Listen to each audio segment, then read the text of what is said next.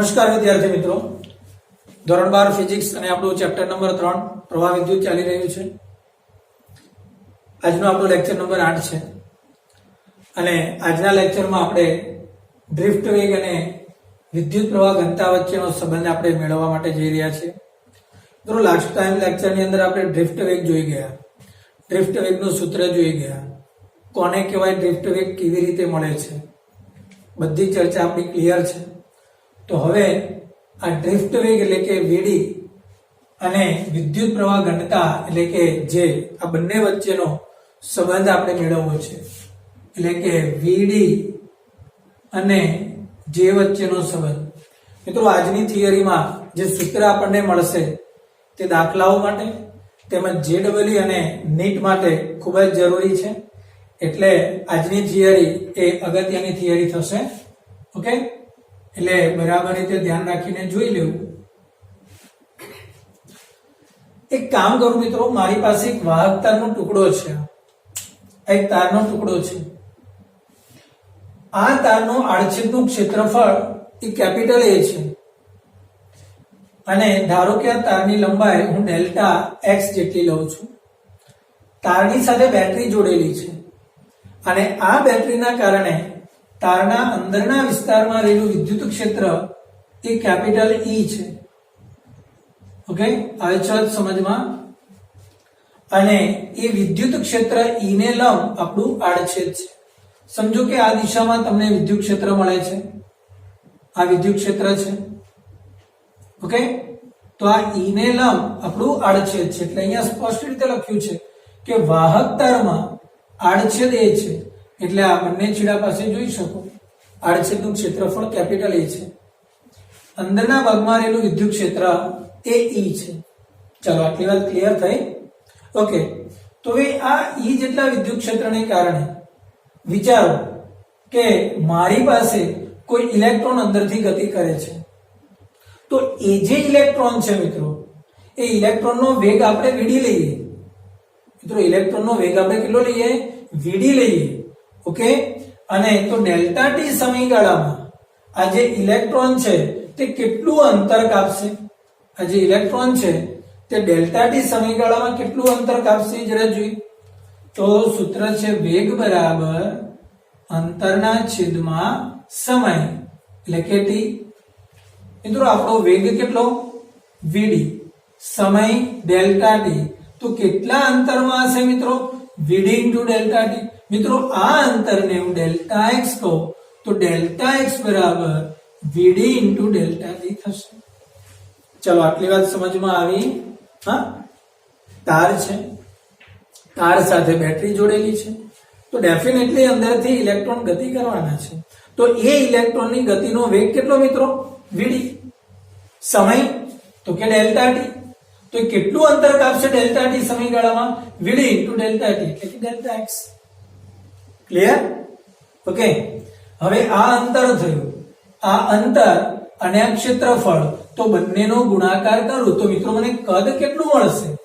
Simple છે, કદ મળશે તો કે વીડી ડેલ્ટા ટી ઇન્ટુ એ. આ થયું કદ. પડી સમજ? ક્લિયર? ઓકે, ફરી પાછું બેટરી જોડવાને કારણે અંદરથી જે ઇલેક્ટ્રોન ગતિ કરે છે, અંતર કેટલું? ડેલ્ટા એક્સ, આડછેદનું ક્ષેત્રફળ a. તો અંતર અને ક્ષેત્રફળનો ગુણાકાર કરું તો મને કદ મળશે. ઓકે, તો વીડી ડેલ્ટા ટી ઇન્ટુ a આ કદ થયું.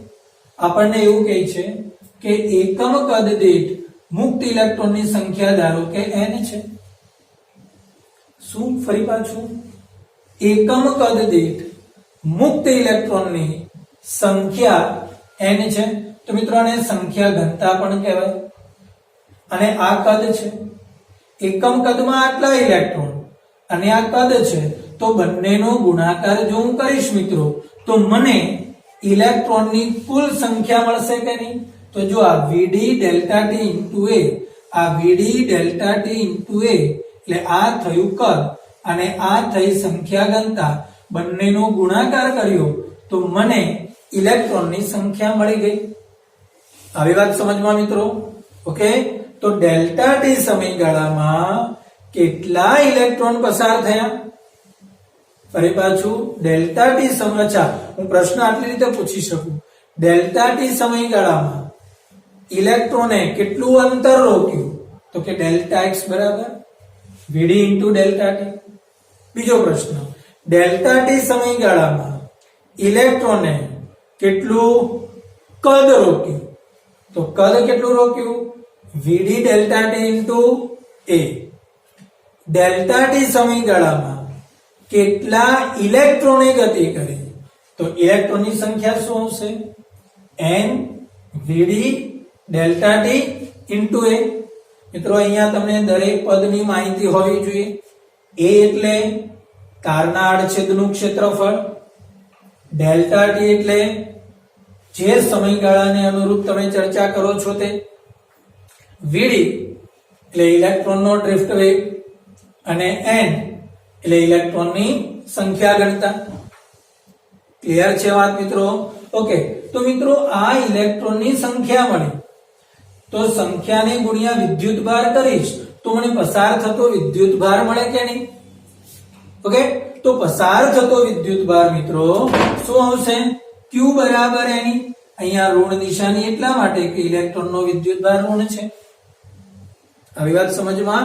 પસાર થતો વિદ્યુતભાર કેટલો, તો કે સિમ્પલ q બરાબર n. ઓકે, આ n, તો n બરાબર તો કે સ્મોલ n વીડી ડેલ્ટા ટી ઇન્ટુ એ, અને આ e. તો મિત્રો આ પસાર થતો વિદ્યુતભાર મળ્યો કેટલા સમયગાળામાં, ડેલ્ટા ટી સમયગાળામાં. ઓકે, ડેલ્ટા ટી સમયગાળામાં વાહકના આડછેદમાંથી પસાર થતો વિદ્યુતભારનો જથ્થો કેટલો, કેટલો આવશે, માઇનસ n વીડી ડેલ્ટા ટી ઇન્ટુ એ.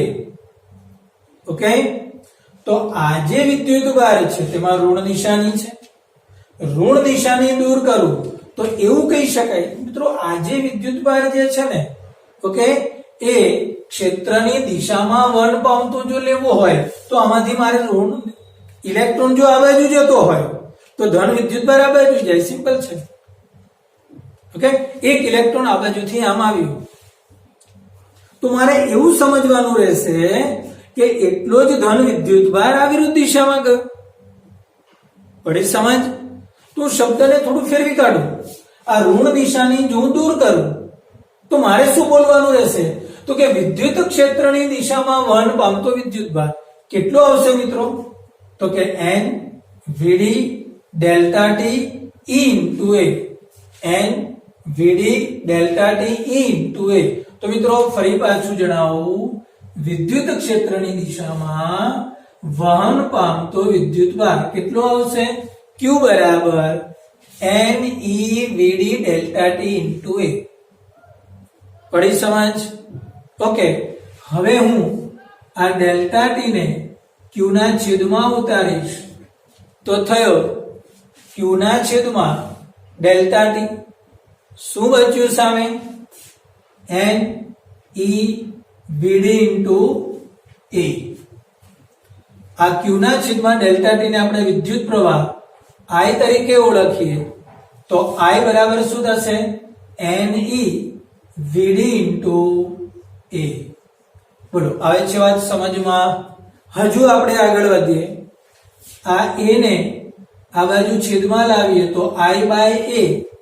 તો મિત્રો finally n e V D a upon a થશે, આ a ઉડી જશે તો પ્રવાહ ઘનતાનું મિત્રો આપણને સૂત્ર મળશે J બરાબર n e વીડી. મિત્રો આ સૂત્ર ખૂબ જ જરૂરી છે અને વારંવાર દાખલાઓની અંદર, એમસીક્યુ ની અંદર આનો આપણે ઉપયોગ કરવાના છે, એટલે નજરમાં રહેવું જોઈએ. ફરી પાછું શું આવશે સૂત્ર, J બરાબર n e વીડી. ચાલો આટલી વાત ફરી પાછી એકવાર આપણે રિપીટ કરી દઈએ. મારી પાસે એક વાહક તાર છે, વાહક તારના આડછેદનું ક્ષેત્રફળ a છે. તો હું એવું વિચારીશ કે તારને બેટરીથી જોડીશ તો મને મળતું વિદ્યુત ક્ષેત્ર ધારો કે E છે. તો જે ઇલેક્ટ્રોન અહીંયા ગતિ કરે છે તો હું એમ કહું કે ડેલ્ટા ટી જેટલો સમયગાળો લઈશ તો આ જે વિદ્યુતભાર છે કેટલી જગ્યા રોકશે? સિમ્પલ છે, વીડી ઇન્ટુ ડેલ્ટા ટી. આની ગુણ્યા એ કરીશ તો મને કદ મળશે મિત્રો. ધારો કે મુક્ત ઇલેક્ટ્રોનની સંખ્યા ઘનતા n હોય તો કદ ગુણ્યા n કરીશ તો પસાર થતા ઇલેક્ટ્રોનની સંખ્યા મને મળશે. કેટલી મળી?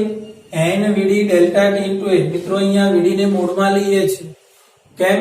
તો કે આપણે અહીંયા અદિશ ફોર્મેટમાં જવાનું થતું નથી હાલ. ઓકે, સદિશની ચર્ચા આવશે આગળથી. આ કુલ ઇલેક્ટ્રોનની સંખ્યા મળી તો મિત્રો સંખ્યાને ગુણ્યા -e કરીશ તો મને ડેલ્ટા ટી સમયગાળામાં પસાર થતો વિદ્યુતભાર મળશે મિત્રો. કેટલો આવશે વિદ્યુતભાર? તો કે q બરાબર -n VD delta T a into e થશે. આમાંથી ઋણ નિશાની જો ખેંચી લઈશ તો મિત્રો વિદ્યુત ક્ષેત્રની દિશામાં વહન પામતો વિદ્યુતભાર મને મળશે. એ કેટલો મળશે? તો કે આટલો જ વિદ્યુતભાર પણ પ્લસ થઈને. આના છેદમાં જો હું ડેલ્ટા ટી કરીશ તો મને વિદ્યુત પ્રવાહ મળશે મિત્રો. હવે આ વિદ્યુત પ્રવાહના છેદમાં એ કરીશ તો મને શું મળશે? પ્રવાહ ઘનતા. અને ફાઇનલી પ્રવાહ ઘનતાનું સૂત્ર થયું J બરાબર n e વીડી. ઓકે, સૂત્ર ખૂબ જરૂરી છે, અગત્યનું છે. JEE અને નીટ માટે પણ વારંવાર જરૂર પડશે. હવે અહીંયા આપણે સમજી શકીએ કે J અને વીડી. અચ્છા, અહીંયા તો ઇલેક્ટ્રોન ગતિ કરે છે. સપોઝ કે કોઈક વાર વિદ્યુત વહનમાં ઇલેક્ટ્રોનની જગ્યા પર કોઈ આયનોનો પણ ભાગ હોઈ શકે છે મિત્રો. શું આ છે? 3 બાબત ધ્યાનમાં રાખજો. તાર છે તો તારમાં વિદ્યુતનું વહન કોણ કરે? તો કે મુક્ત ઇલેક્ટ્રોન. પણ મારી પાસે કોઈ દ્રાવણ છે મિત્રો. ઓકે, વિદ્યુત વિભાજ્ય દ્રાવણ. તો એ દ્રાવણમાં વિદ્યુતનું વહન કોણ કરે? આયનો કરે. આવે છે વાત સમજમાં? તો તે આયનનો જે વિદ્યુતભાર છે તે ગણતરીમાં લેવો પડે. તો આપણે એક સામાન્ય સૂત્ર આવું બનાવી શકીએ કે J બરાબર n e ની જગ્યા પર q અને વીડી. તો મિત્રો આપણી પાસે એક વીડી અને J આ બે સદિશ રાશિ થઈ. એવું કહેવાય છે કે જો તમારો વિદ્યુતભાર ધન હોય તો J અને વીડી એક જ દિશામાં હશે. આ JEE નીટના MCQ માટે જરૂરી છે મિત્રો, ચોક્કસથી ખ્યાલ હોવો જોઈએ.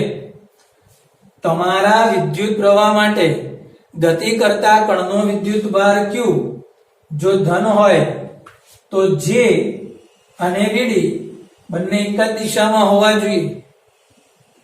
અને બીજું, વિદ્યુત પ્રવાહ ઋણ વિદ્યુતભારને કારણે જો નિર્માણ પામતો હોય તો આ J અને વીડી એ પરસ્પર વિરુદ્ધ દિશામાં હશે. એટલે ડ્રિફ્ટ વેગ જે દિશામાં હશે તેની વિરુદ્ધ દિશામાં તમને પ્રવાહ ઘનતા મળશે મિત્રો. બોલો, સમજમાં આવે છે વાત? ક્લિયર? સૂત્રની સાબિતી પણ ક્લિયર હોવી જોઈએ.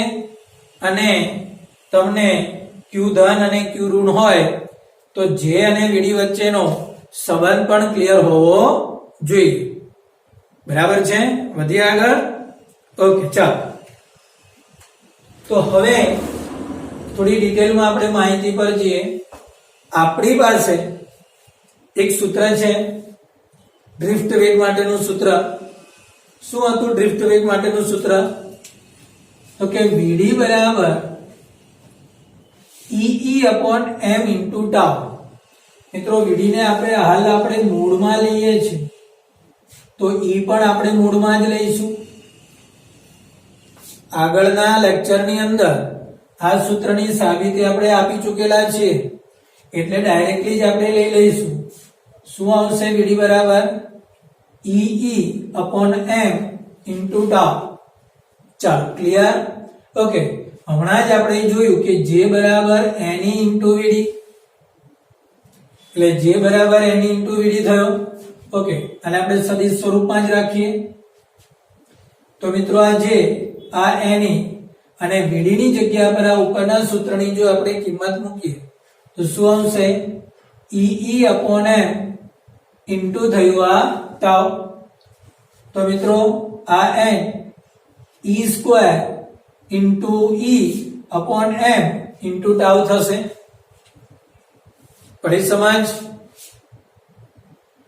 ઓકે મિત્રો, તો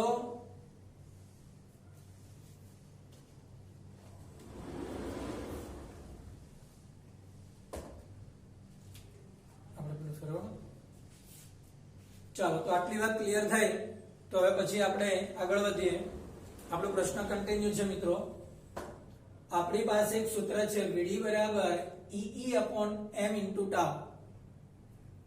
લાસ્ટ લેક્ચર ની અંદર આપણે આ જોઈ ચૂકેલા છીએ મિત્રો. VD ડ્રિફ્ટ વેગ, VD બરાબર EE upon m into tau.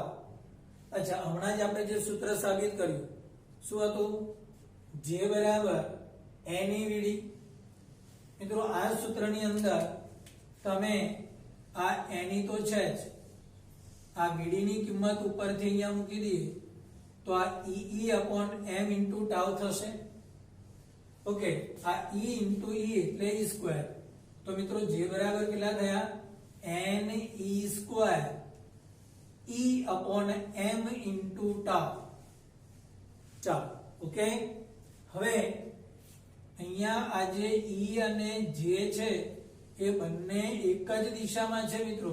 તો આખું સૂત્ર તમે આ દિશ ફોર્મેટમાં લખી શકો છો, એક જ દિશા છે એટલે. તો સીધું તમે લખી શકશો J બરાબર NE square E upon m into tau થશે મિત્રો. ક્લિયર? ફરી એકવાર VD નું સૂત્ર જે આગળ આપણે સાબિત કરી ગયા, E upon m into tau. J બરાબર NEVD, આમાં VD ની કિંમત મૂકીએ અને બંને સદિશને અદિશ ફોર્મેટમાં ખેંચી લઈએ તો J બરાબર NE square E upon m into tau થશે. ઓકે, હવે જો આપણી પાસે એક સંબંધ આ પણ રહેલો છે. શું? તો કે J બરાબર સિગ્મા ઇન્ટુ E. યાદ કરો, ઓહમના નિયમનું સ્વરૂપ છે. J બરાબર સિગ્મા ઇન્ટુ E. તો મિત્રો આ બંનેને જો તમે સરખાવી દેશો તો સિગ્મા ઇન્ટુ E બરાબર NE square E upon m into tau થશે. આ બંને તરફ E કેન્સલ થશે. તો મિત્રો તમે આ સિગ્માને કરતા બનાવી શકો છો. શું થશે? સિગ્મા બરાબર NE square upon m into tau થયો ફ્રેન્ડ્સ. હવે છે વાત સમજમાં?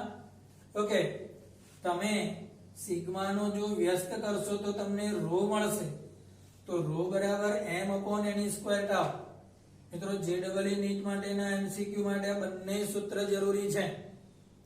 આ સૂત્ર કોનું થયું મિત્રો? અવરોધકતાનું. અને આ સૂત્ર કોનું થયું? વાહકતાનું. સૂત્ર આવી ગયું સિગ્મા બરાબર NE square tau upon m. અને સિગ્માના વ્યસ્તને આપણે રો કહીશું આપણે. તો 1 upon sigma is equal to rho. એટલે રો બરાબર થશે m upon NE square into tau. મિત્રો બંને સૂત્ર આપણે JEE અને નીટ માટે ખૂબ જ અગત્યના છે. આગળનું એક સૂત્ર તો હતું જ, એની સાથે આ બંને સૂત્ર સિગ્મા બરાબર NE square tau upon m અને બીજું રો બરાબર m upon NE square into tau. ઠીક છે મિત્રો? ઓકે, હવે અહીંયા આપણી સિગ્મા અને રો નો તાપમાન સાથેનો સંબંધ વિચારીએ મિત્રો.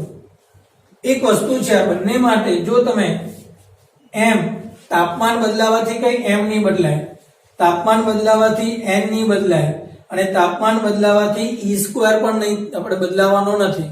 મતલબ કે m e સ્ક્વેર અને n અચળ છે. ફરી એકવાર, ત્રણ રાશિ અચળ છે. કઈ? દળ, વિદ્યુતભાર અને n. તો બચ્યું શું મિત્રો? ટાઉ બચ્યું. તો તમે આના માટે સંબંધ લખી શકો કે સિગ્મા ચલે છે ટાઉ, અને આના માટે સંબંધ લખી શકો રો ચલે છે 1 અપોન ટાઉ. બોલો, આવે છે વાત સમજમાં? ફરી એકવાર, સિગ્મા ચલે છે ટાઉ અને રો ચલે છે 1 અપોન ટાઉ. હવે મિત્રો જો તાપમાન વધશે તો ટાઉ ઘટશે. આ જરા લખી રાખજો. તાપમાનના વધારા સાથે રિલેક્સેશન ટાઈમનો ઘટાડો થાય છે. ક્લિયર? તાપમાન વધે તો રિલેક્સેશન ટાઈમ ઘટે. રિલેક્સેશન ટાઈમ ઘટે તો સિગ્મા ઘટે. ઓકે, અને રિલેક્સેશન ટાઈમ ઘટે તો રો વધે. આવે છે વાત સમજમાં? મતલબ કે રો નો વધારો થશે અને સિગ્મા નો ઘટાડો થશે. ઓકે, તો તાપમાનના વધારા સાથે અવરોધકતા વધે છે અને વાહકતા ઘટે છે મિત્રો. બોલો, આવે છે વાત સમજમાં? ઓકે, તો આજનો લેક્ચર એ આ પ્રશ્નને ખૂબ જ અગત્યનો પ્રશ્ન છે. JEE અને નીટ માટેના અગત્યના સૂત્ર પણ આપણને આપે છે. ઓકે, તો કમ્પલસરી આ જે પ્રશ્ન છે તેને IMP સેશનમાં રાખો અને કમ્પ્લીટલી કરવાનો રહેશે. આજના લેક્ચર માટે આટલું રાખીએ. નેક્સ્ટ લેક્ચર માટે ફરી પાછા મળીશું.